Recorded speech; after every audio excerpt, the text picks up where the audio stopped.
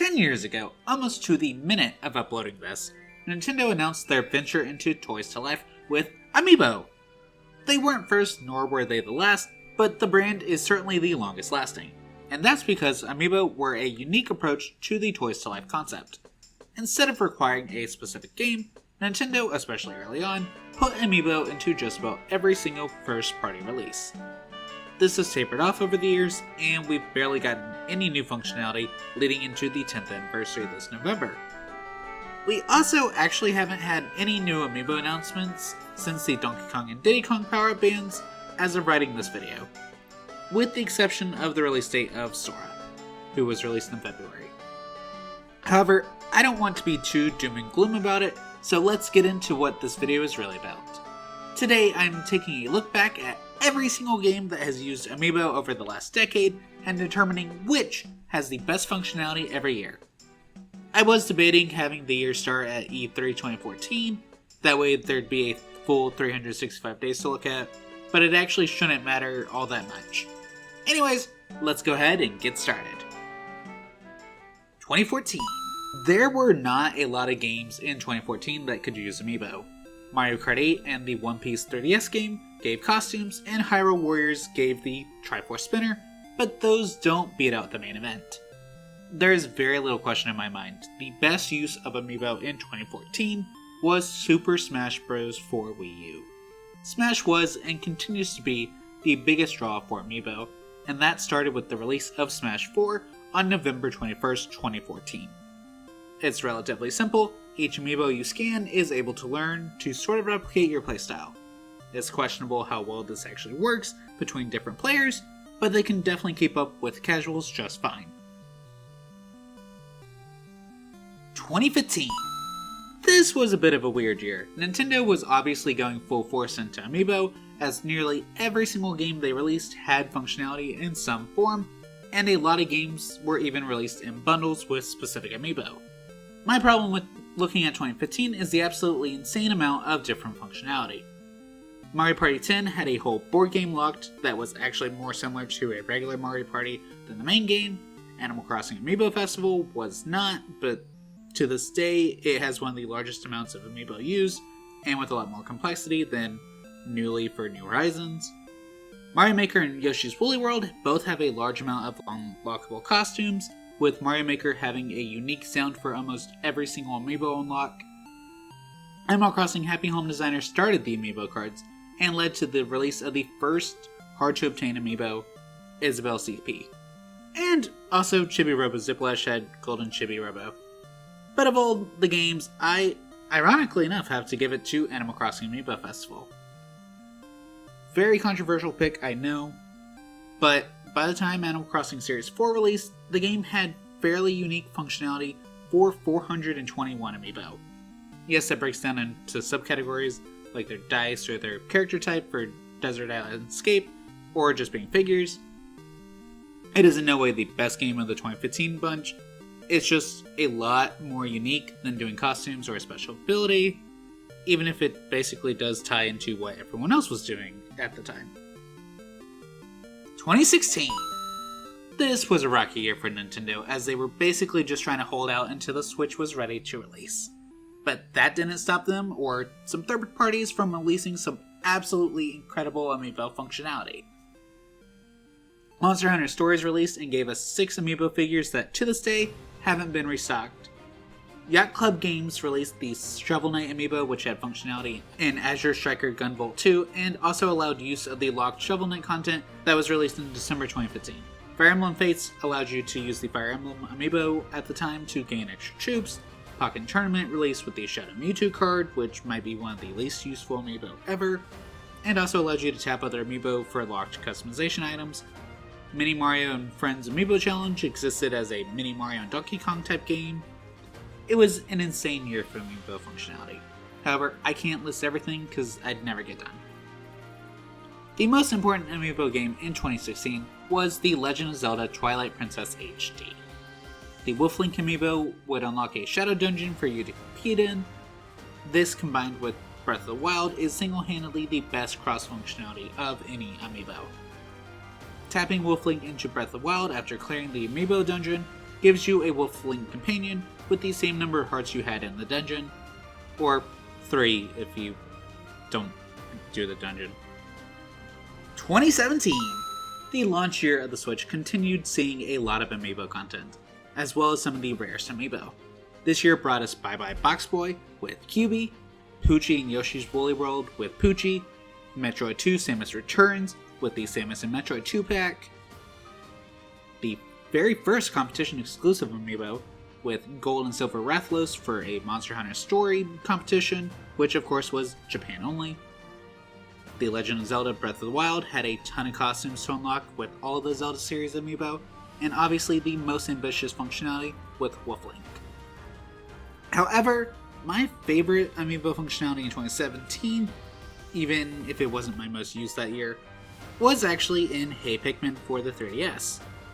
I am a longtime Pikmin fan, so I didn't really care for a Pikmin platformer when it first released. Partially because I was burned out by all the other platformers that Nintendo had going on at the time. However, this game gave unique Olimar logs for every amiibo that you could tap into the game. It is some of the most endearing functionality that has been given to amiibo in their history. Like I said though, 2017 saw a lot of amiibo functionality, so I'm more so putting this at the top because it was so much more unique than costumes or game-breaking abilities. But if you prefer Breath of the Wild, that's also a very excellent choice. 2018! This was a third-party heavy year, since there weren't any Smash releases to help carry the momentum. Dark Souls got the Slayer amiibo, who would let you praise the sun whenever you wanted. Diablo 3 got Loop Goblin, which opened the vault once a day. Capcom released the Mega Man Legacy Collection, which unlocks some fan-created levels if you tapped a Mega Man amiibo. And also, they released Mega Man 11, which released with a new design of the Blue Bomber. At least, if he had done something cool, it might have made the $30 price increase worthwhile, but he acts just like the Smash and Gold Mega Man amiibo, where he gives you a 1-up or an energy tank. I know I haven't been keeping track of this, but the biggest downgrade in functionality was the Toad amiibo in Captain Toad Treasure Tracker being demoted to a 1-up instead of unlocking Hide and Seek with Pixel Toad. The best functionality was WarioWare Gold, which would unlock drawings of characters that you could use to sell to Wario to get coins in the game. That's mostly because nearly every amiibo figure, as of the release in 2018, was able to be used for the functionality. Now obviously, Smash Bros. Ultimate released in December 2018, but the functionality is basically the same as Smash 4, so I wanted something more unique as the answer. It's definitely the best Switch functionality that year though. 2019. This was the last really strong year for amiibo sport. There's been plenty since, but it's a lot more sporadic and definitely a lot safer. We had Super Kirby Clash unlock fragments to get stuff in game, giving you double if you used a HAL Labs owned character like Kirby or QB. Fire Emblem Three Houses unlocked music with every Fire Emblem amiibo at the aptly named Amiibo Gazebo, which is still my favorite tap point. Konami's Powerful Pro Baseball, released with the most insane exclusivity chart, had 6 amiibo cards and could only use 5 per day. Smash Ultimate got updated with Amiibo Journey, which is a pretty easy way to train your amiibo. As for the best functionality, I'm giving it to Yoshi's Crafted World. There's something about the level of detail that is put into the costumes this game gives that makes it very easily some of the best costumes in any amiibo game, especially the Poochie costume. 2020. I don't need to tell you that this was a very slow year for gaming for obvious reasons that I don't need to go into because YouTube will demonetize the video. The indie game Megabyte Punch had amiibo costumes, Pyro Warriors Age of Calamity had weapons you could obtain by tapping the associated amiibo, and then Animal Crossing New Horizons was easily the best functionality that year. Sure, it stole from New Leaf and Happy Home Designer, but it was also one of only 3 games with functionality that year. It might be the closest we've had to an amiibo revival, other than Smash, as all of the new Animal Crossing players were trying to get their hands on the Series 5 cards, which was easily one of the hardest times I've had getting amiibo since 2015. 2021.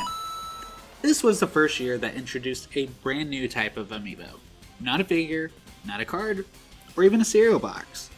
In March 2021, 6 power-up bands were introduced to Super Nintendo World, and these would allow you to play in the parks or as their associated character on Switch games. However, due to the limited nature, I can't count that as best game. We did have a bunch of remakes and ports in 2021, and some of those included new amiibo. Bowser's Fury was added to the Super Mario 3D World re-release and gave amiibo functionality for the magic characters in the DLC. Monster Hunter Rise and Monster Hunter Stories released with 3 new amiibo each and had costumes locked behind them. The best functionality though was Skyward Sword HD. I can't finish that sentence. The best functionality in 2021 was the unique costumes and the Miitopia remake. This wasn't the most unique functionality, but it was a weak year and this had the largest amount of unique functionality. 2022! This was another slow year for amiibo, so here's the game highlights. Xenoblade Chronicles 3 allowed you to use Shulk for his Monado, Fire Emblem Warriors would give you better quality resources, Kirby in the Forgotten Land followed the usual form of Kirby amiibo, giving you more stuff, and Monster Hunter Rise Sunbreak released with 3 new amiibo and more costumes. No question about it though, Splatoon 3 had the most functionality and gave us more amiibo. This wasn't anything major like in Splatoon 1 with different weapons, but you could unlock amiibo gear like in the previous games. And you could even change the abilities now, so you could have the cool gear and abilities that work with your playstyle. 2023! Last year had a lot of little random announcements and amiibo releases, but there were only 4 major games with functionality. Fire Emblem Engage gave costumes for the Fire Emblem amiibo, Kirby's Return to Dreamland Deluxe shared the same functionality as most Kirby games, but focused on Dreamland's gimmick items. Shovel Knight Dig gave you that old Shovel Knight Fairy Friends unlock. Mario Kart 8 added a Daisy costume as an amiibo unlock. But by far, Tears of the Kingdom was the best amiibo functionality last year. It unlocked some costumes and a paraglider based on most of the Zelda series amiibo, and any others could be used to acquire extra equipment and food.